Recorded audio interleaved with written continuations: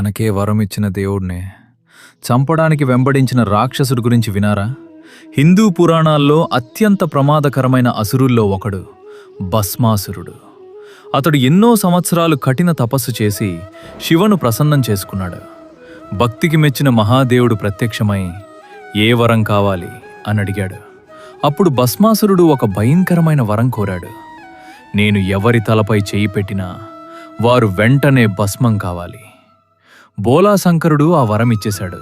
కాని వరం పొందిన వెంటనే భస్మాసురుడి అసలు ఉద్దేశ్యం బయటపడింది. అతడు నవ్వుతూ ముందుగా ఈ శక్తిని నీమీదే పరీక్షిస్తాను అన్నాడు. అంతే, భస్మాసురుడు మహాదేవుణ్ణి వెంబడించడం ప్రారంభించాడు. లోకాలన్నీ భయంతో వణికిపోయాయి. అప్పుడు దేవతలను రక్షించడానికి విష్ణు మోహిని రూపంలో వచ్చాడు. మోహిని అందానికి ఆకర్షితుడైన భస్మాసురుడు ఆమెతో కలిసి నృత్యం చేయడం ప్రారంభించాడు. చివరికి మోహిని తన చేతిని తన తలపై పెట్టింది.